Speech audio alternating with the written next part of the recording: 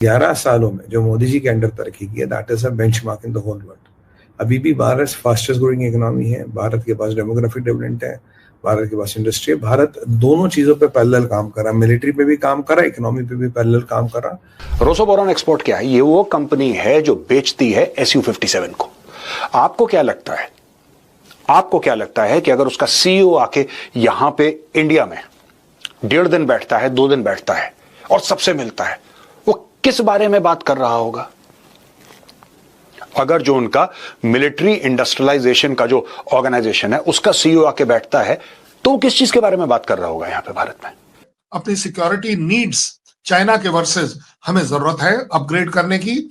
हम इन हथियारों को अपने यहां बनाना चाहते हैं, हम इन हथियारों को जरूरत जगहों पर बेचना चाहते हैं, ये हमारा एम है। 26, 27, 28 देश होंगे टोटल मिला के सबके सब। उसके साथ भारत की फ्री ट्रेड अग्रीमेंट हो चुकी है, जिसके साथ चल रहा है मामला, हो रही है, भारत कर रहा है।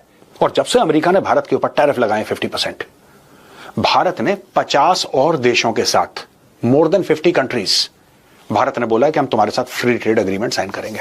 और अभी 20 से 25 ऐसे सेक्टर हैं जिसमें Bharat number 1, number 2, number 3, number 4 की पोजीशन पे दुनिया भर में पहुंच गया। It's not only about IT का भारत नहीं रहा, अब तो बहुत कुछ भारत में जहां वो नंबर 2, नंबर 3, नंबर 4 पे पहुंच गया है।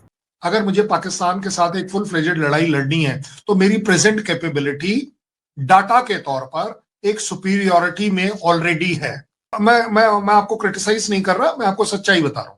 314 किलोमीटर पर हमने अगर पाकिस्तान के अंदर एक जहाज को गिरा लिया तो अगर गिराने वाली बात आ जाएगी तो फिर तो कोई लिमिट ही नहीं है।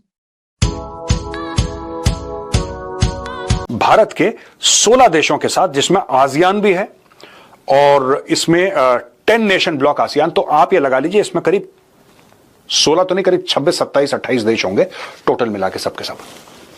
उसके साथ भारत की फ्री ट्रेड अग्रीमेंट हो चुकी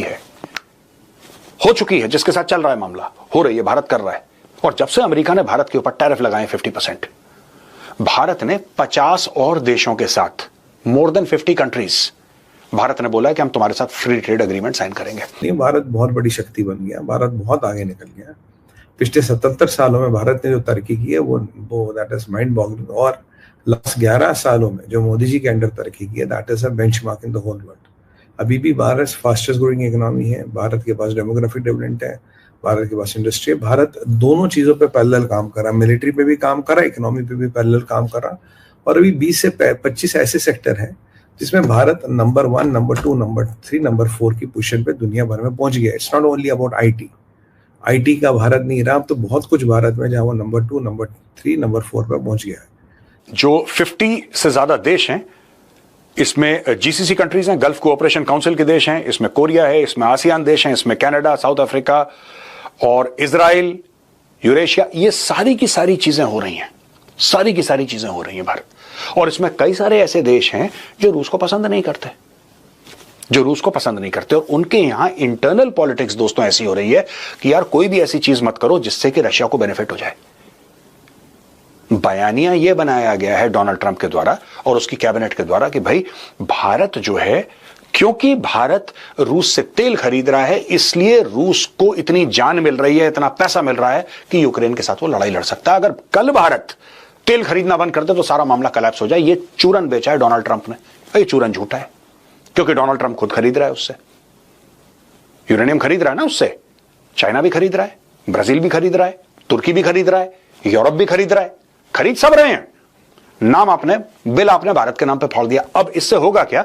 अगर भारत इसको बहुत ज्यादा पब्लिसाइज करेगा या बहुत ज्यादा ऐसा, हमने ये डील साइन कर दी, SU-57 की, S-400, S-500, फलाना ढिमका तेल, हमने ये सब कर दिया, तो बाकी जो देश हैं जिनके साथ Bharat free trade agreement sign कर रहा है, और एक ट्रेड अग्रीमेंट अमेरिका के साथ भी चल रही है बाय द वे, तो क्या होगा कि जो हमारा काम बन रहा है वो हमारा काम बिगड़ जाएगा। तो दोस्तों ऐसा है, रोसोबोरॉन एक्सपोर्ट क्या है? ये वो कंपनी है जो बेचती है SU-57 को। आपको क्या लगता है कि अगर उसका CEO आके यहां पे इंडिया में 1.5 दिन बैठता है, 2 दिन बैठता है और सबसे मिलता है, वो किस बारे में बात कर रहा होगा? अगर जो उनका मिलिट्री इंडस्ट्रियलाइजेशन का जो ऑर्गेनाइजेशन है उसका CEO आके बैठता है तो किस चीज के बारे में बात कर रहा होगा यहां पे भारत में? आपको ये बात समझनी चाहिए कि कई सारी ऐसी डील्स होती हैं दोस्तों जो कि दूर रहती हैं नजरों से। और क्यों जरूरी है, खासतौर से रूस और भारत की चीज है, पर्दे में रहे। आपने देखा ना, भारत में ऑपोजिशन है, उसका काम है अपोज करना। ऑपोजिशन का काम है अपोज करना सरकार को। वैसे कायदे से उसका यह काम नहीं है, लेकिन ऑपोजिशन अपोज करती है ना। उसी प्रकार से दोस्तों हर एक देश में जिसके साथ हम एफटीए साइन कर रहे हैं उसकी ऑपोजिशन। यार आप भारत के साथ क्यों साइन कर रहे हो?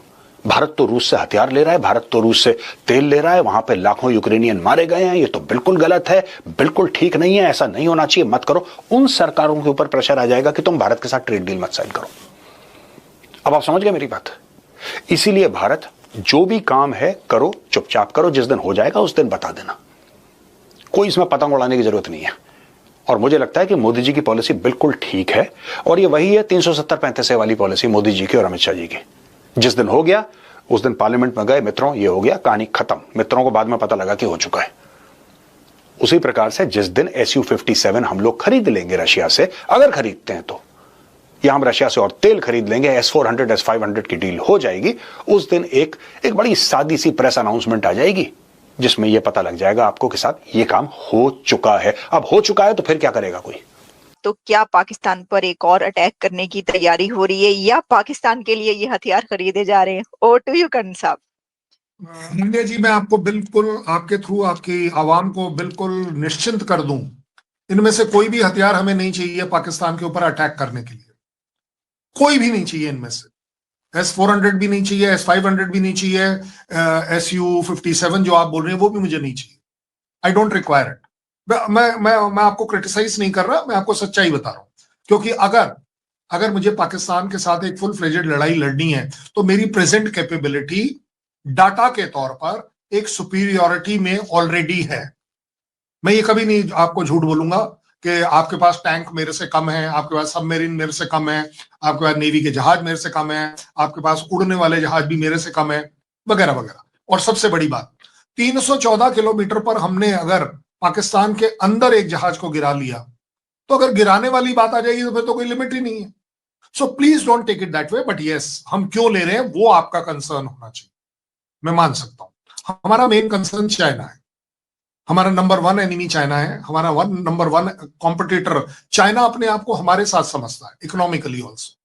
सो ओवरऑल अगर आप देखें तो ये बात जरूरी है कि हमें एक ये प्रिकॉशन भी लेनी होती है कि 4 साल पहले यूएस ने पाकिस्तान को अपने गोद से उठाकर एकदम फेंक दिया था, और आजकल दिख रहा है कि शायद वो फिर से ले ले, तो कल और जहाज दे दे। F-16 आपका पहले वाला भी है, हो सकता है कल F-35, 22 जो भी आपको वो देना चाहे।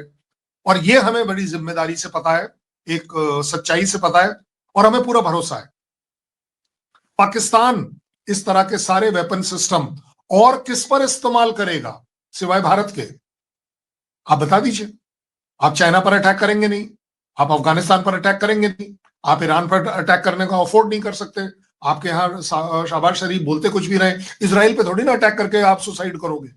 सो ओवरऑल अगर आप देखें, आई डोंट थिंक इस पर बहुत ज्यादा डिस्टर्बेंस होनी चाहिए।